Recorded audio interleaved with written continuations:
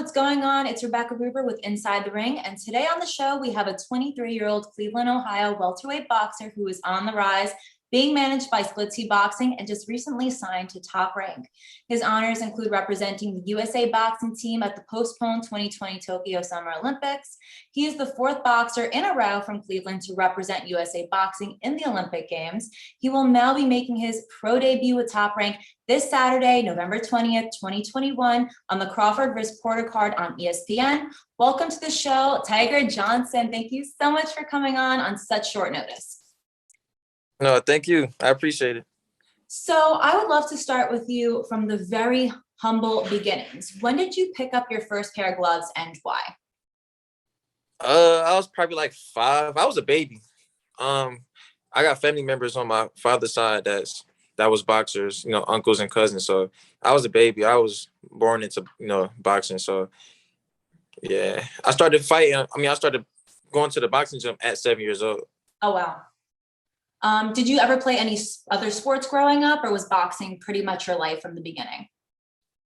As a kid, I was just all around like athletic. I was doing everything, but boxing was mainly like my sport that I went to. I went to Clint Martin's boxing gym, so shout out to him.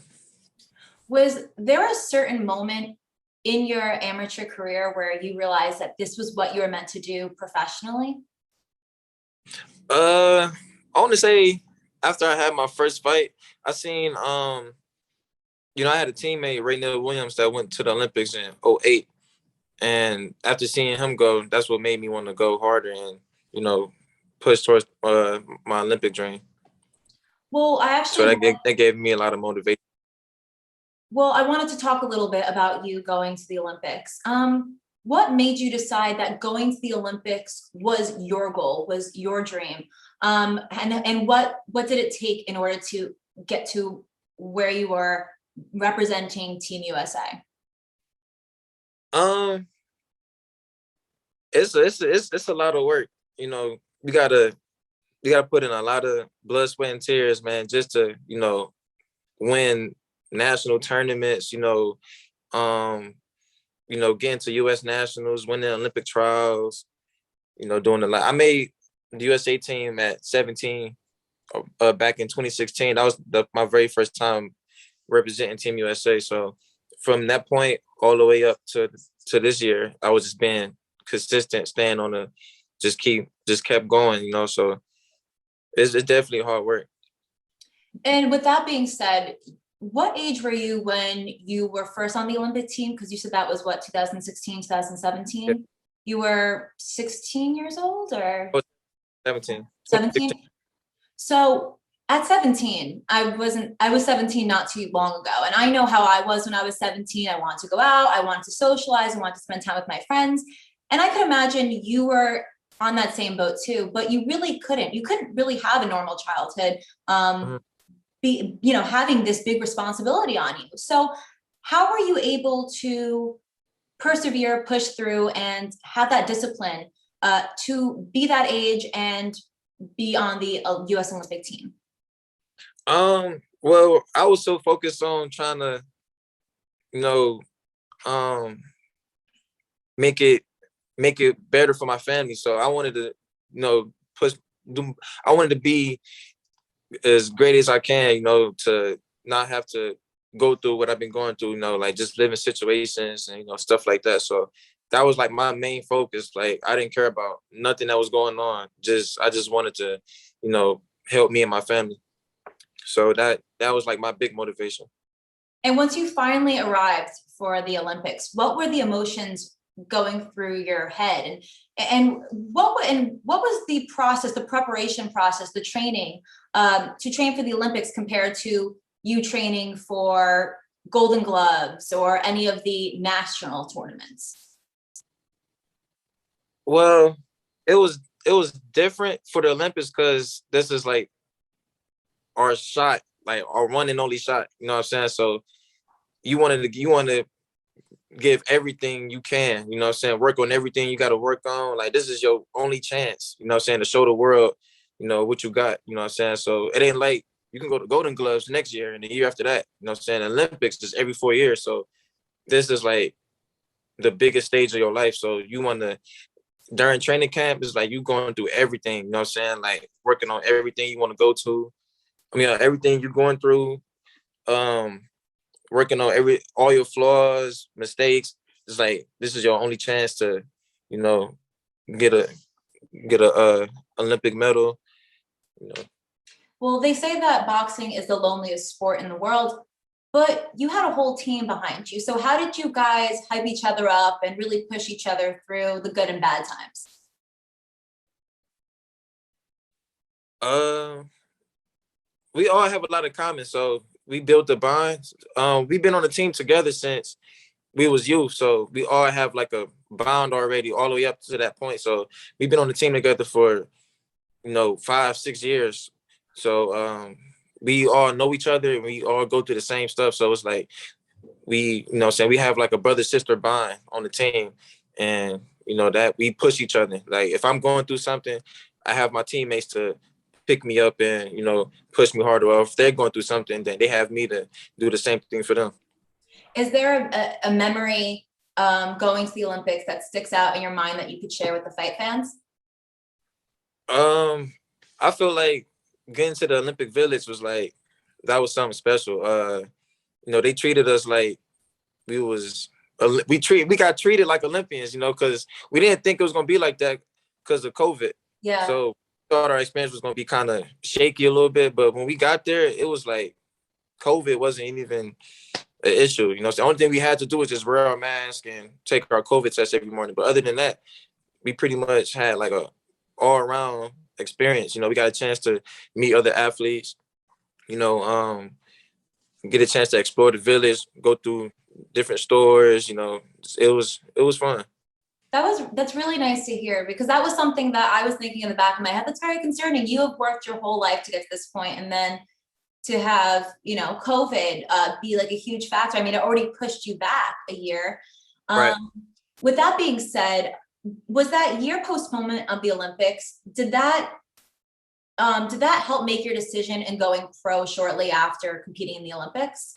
Yeah, I ain't gonna lie. I wanted to go pro.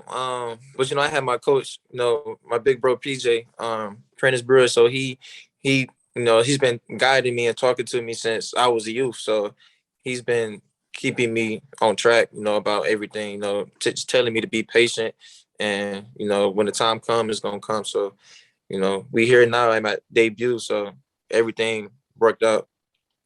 Having such an extensive amateur career, do you feel like your style was more appropriate for amateur, or did you always feel like you had this style that was just meant for the pros and you were just waiting to show it to the world?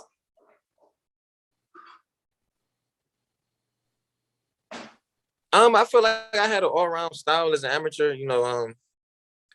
The difference, in the amateurs, you just got to be active to win fights. You know what I mean? And of course, you got to have skills. You know what I'm saying? Show that that you are an elite fighter. But making that transition from amateur to pros, I had my team to help me with that. Coach PJ and Coach Menard Safo. So I had them to help me make that transition over. But as far as like my style as an amateur, I feel like I already had, a poise, saying a good style already. So just little things that I got to adjust to for the pros is, just little minor stuff. But other than that, I always felt like I was ready for the pros. What was one thing transitioning from amateur to pros that was the most challenging for you? Say it again. What was the most challenging thing going from amateur to pros for you in regards to your training? Was there anything that it kind of felt uncomfortable changing your style or the way you trained? I think everything just slowed down pretty much. It was more, we worked on more technical stuff. It's not about like in the amateurs, it's about,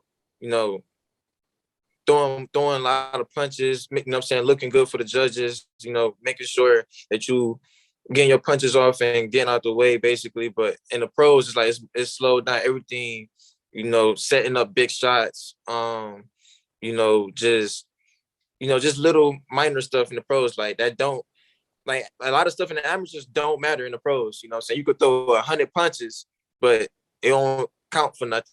You know what I mean? So, but in the pros, it's just like you gotta really pick your shots better, and you know, it's like little minor stuff. That's different in the pros. But I had a team that helped me with that. Well, I definitely think that a team is a huge contribution to a fighter. A fighter can have all the talent in the world, but if they don't have that representation backing them, a team that is keeping them on the right track.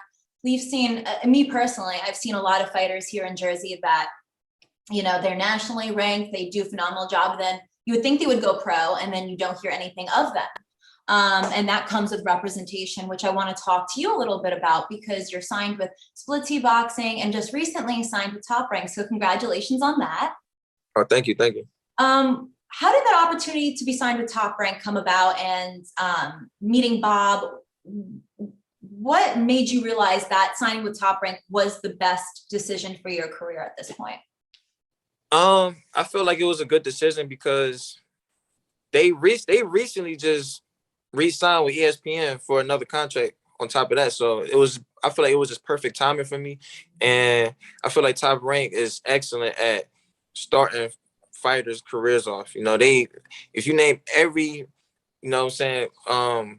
every great fighter, they all started with Top Rank. Muhammad Ali, Pernell Whitaker, Floyd, De La Hoya, everybody, every great started with Top Rank. You know what I mean? So I feel like Top Rank is good at starting people's careers off, Well, speaking of going pro, like I said earlier, you have your pro debut coming up this Saturday night on ESPN for the Crawford V Porter card.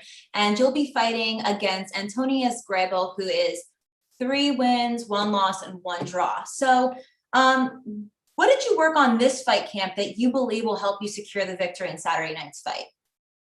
We worked on, setting up shots, just setting up little shots, being active, working on defense, feet work, just little stuff, Do you watch the tape of your opponents before you go in the ring with them, or do you try not to? I saw some of it, but I left that up to my coaches. They did all the studying, and Mm-hmm. What will we be seeing different from you stylistically during your pro debut? Y'all gonna see everything, really. I tighten up on a lot of things, so from the amateurs. Y'all gonna see a new and improved Tiger, so it's gonna be great. I can't wait. And if you could describe this Saturday night's fight in 1 word, what would it be and why? Let me see. 1 word, memorable. Memorable. Yeah. All right. My debut on one of the biggest cards of the year. A card that's going down in history on top of that. So I feel like this is one that I'll never forget. Well, speaking of, this is one of the biggest fights of the year. How do you think Crawford and Porter will end up? That's going to be a good fight. I don't know what the outcome is going to be, but I do know it's going to be a big, you got two dogs fighting each other, you know what I'm saying? But, Crawford has more of a, different style than Sean. Sean is more aggressive. So there's no telling how this is going to play out. This is something that you just have to watch and see. Like, this is not even a fight that you can't even really bet on. You don't know what the outcome going to be. Just like people say, styles make fights, right? So I definitely think that's going to be the deciding factor on Saturday night. Now, before we go into my little speed round game I like to do with all of my guests on the show, you are sponsored by Adidas. Congratulations on that as well. I feel like you have so much going on in such a short span of time. So how did that opportunity come about for you? And how do you feel like you identify with Adidas as a brand? I wanted to get with Adidas before I went to the Olympics, but I had help, with Ryan. Ryan helped me out a lot, so shout out to him, man. Like, he's been doing a lot for me, helping me with sponsors. Like, he's been doing like a lot for me, so I really appreciate him. But I've been trying to get with Adidas since before I left to the Olympics. I think it was like the wrong time to negotiate with them or just discuss with them because it wasn't the right time. But after that, Ryan was able to pull some strings for me, and he got me my Adidas deal. That's awesome. Well, and I like Adidas. Yeah. Well, hopefully we'll have many more opportunities coming your way for sure. So we're going to go into this speed round game, and it's called Unboxing the Boxer. So pretty much this is going to be a bunch of different questions being thrown at you, some personal, some very broad questions, and you just answer with the first thing that comes to mind. Okay? Okay. All right. If you weren't a pro boxer, what could you picture yourself doing? Punching. Oh, what? Punching. Punching? Yeah. Wait, what do you mean? You said if I was a pro boxer, what could you picture me? What could I picture myself doing? If you weren't a pro boxer. Right. Oh, if I wasn't. No, if you weren't a pro boxer. Oh, I don't know. I don't know, man. Man, that's a good question. Ain't no telling. Ain't no telling for real. I feel like you've done it for so long that it's like this is all I've ever thought about doing. Yeah, like ain't no telling. I feel like boxing just kept me out of trouble. Especially the areas that I lived in, or I had friends that was doing things they weren't supposed to be doing. So I feel like boxing just kept me, away from the negativity. You know what I mean? So boxing definitely played a big part of my life for that. So there's no telling what I would have been doing if I wasn't boxing. Well, actually, let's sidebar for a second from this little speed round, because I like how you brought up where you grew up. There are a lot of people that are in compromising situations, and they may feel like they don't have an outlet to get out, and they just feel like this is their fate. This is, if they're born in a certain area, that's where they stay. What is your words of advice to people younger than you that feel like they're stuck and they can't get out of a situation? It's never a situation. I always, my dad always told me, he always had me look at things like it could always be worse. You know what I mean? So whatever you got, whatever goals you got in life, if you want to play football, if you want to be a doctor, lawyer, there's nothing stopping you from doing that. If you stand focused, dedicated, doing the best you can to achieve your goals, then anything is possible, and it could always be worse. Very well said. So back to the game. What is your favorite sports team? The Cavaliers, Browns, and Indians. And favorite food? Frosted Flakes. Frosted Flakes? Yeah. When you step off the scale during your weigh-ins, what are you gonna eat as soon as you're done? Frosted Flakes. Frosted Flakes? Kellogg, sponsor our boy Tiger over here. Anyway. Right. Favorite movie? Scarface. Favorite musical artist? I like old music. I listen to a lot of old music, but artists today, I got a couple. Drake, Uzi, Future. I like old music. Is that what you typically work out to? Like, what type of style of music do you like to train with? I listen to rap, 90s hip hop, or early 2000s, like Lil Wayne, 50 Cent, Tupac, Biggie, Nas, Jay-Z. I listen to a lot of, old music. Okay, awesome. Your favorite boxer besides yourself?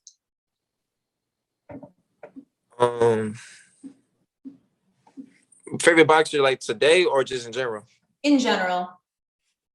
Oh, Sugar Ray Robinson and Sugar Ray Leonard. Do you feel like their style of boxing has influenced you as a fighter to this day? I feel like we have similarities.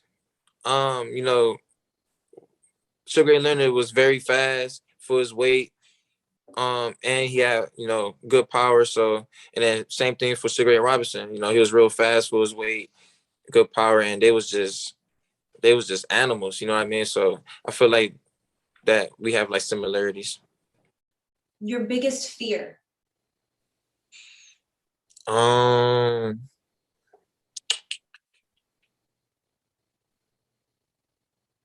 let me see. My biggest fear is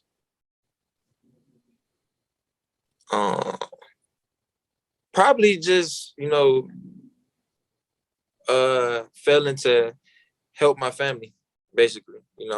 Mhm. I want to do everything I can to make sure my family don't have to work no more.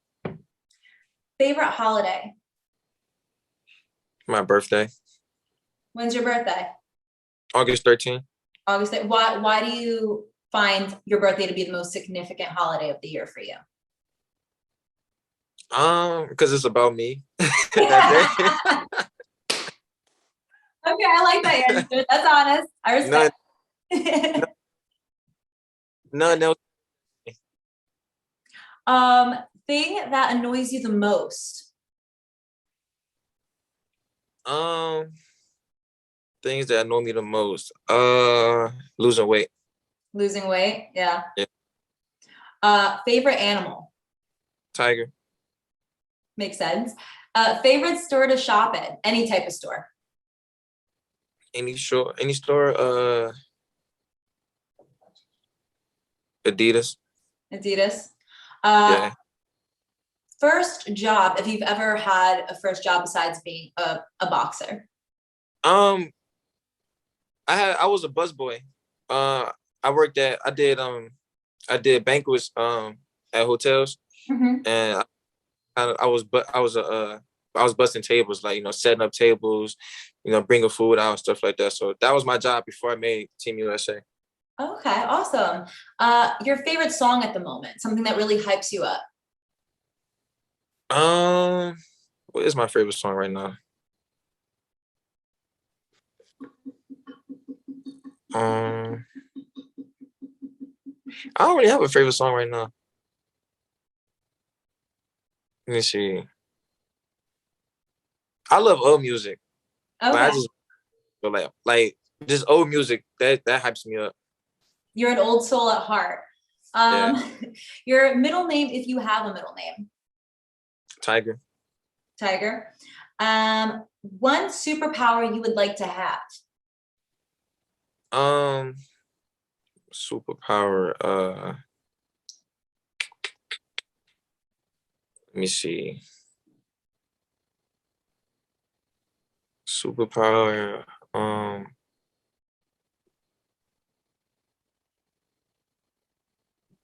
I don't know. That's a good question. Superpower. Let me see. I'm trying to teleport. I want to be. Uh, Dang, that's a good question, man. Uh, Probably the ability to do anything. Okay. That's like a very broad thing. That's covering all your bases. Like if I want to read minds one day, I could read minds. If I want to go to, I don't know, Italy, I could go to Italy. Okay. I like that. That's a safe answer. I haven't gotten that one yet. So I like that response. Favorite TV show? TV show. In general, Yeah. Anyone that you can go to and you know you'll like it no matter how many times you watch it. Martin, Fresh Prince, Drake and Josh. Uh, that's pretty much it for. Said like a true 90s baby. Favorite snack? Cat food. What food? Cat food. Do you say cat food? Yeah.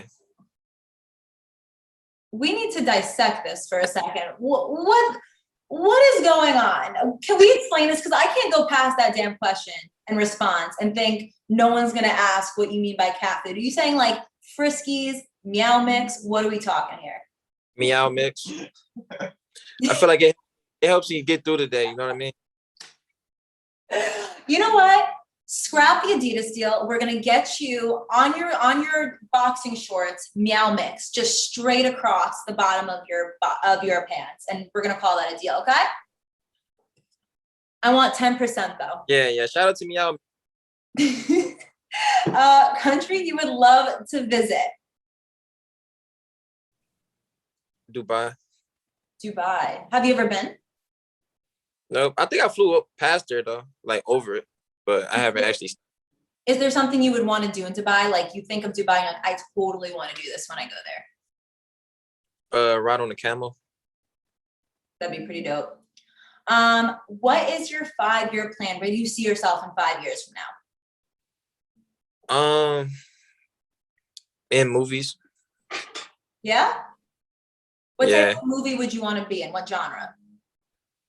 I feel like I could be in any genre, like horror, comedy, action. I feel like that's what I want to do. I want to be an actor. You know, at one point I want to, get into acting. But 5 years from now, I see me and my family, doing good. That's that's my biggest goal. So 5 years from now, I'll be in a good position. All right. We're going to project you forward 10, 15 years. All right. You've built a legacy for yourself. A movie's being made for you. Netflix. Who is going to play your role besides yourself? Who would you want to play you? My little brother. Yeah? Yeah. Do you feel like he's like you in a lot of ways, or he looks up to you in a lot of ways? Yeah, and he looks like me. That helps. He looks just like me, so All right. Well, on that note, that concludes this episode of Inside the Ring with Rebecca Ruber. Thank you so much for coming on the show. Please take the time now to just just shout out any of your social media, about the fight, anything you want to plug. This is your time to shine. You can follow me on Instagram and Twitter at TigerJohnson216. I will be fighting on the ESPN app. You don't need a subscription. You don't have to pay or anything. Just make sure you have the app. And I will be fighting 6:00 Eastern time. So it's at 3:00 Pacific, Western. I think Pacific, yeah, 3:00 Pacific. Awesome. Well, thank you so much for coming on the show. Best of luck. We'll stay in touch and hopefully we'll have you on again.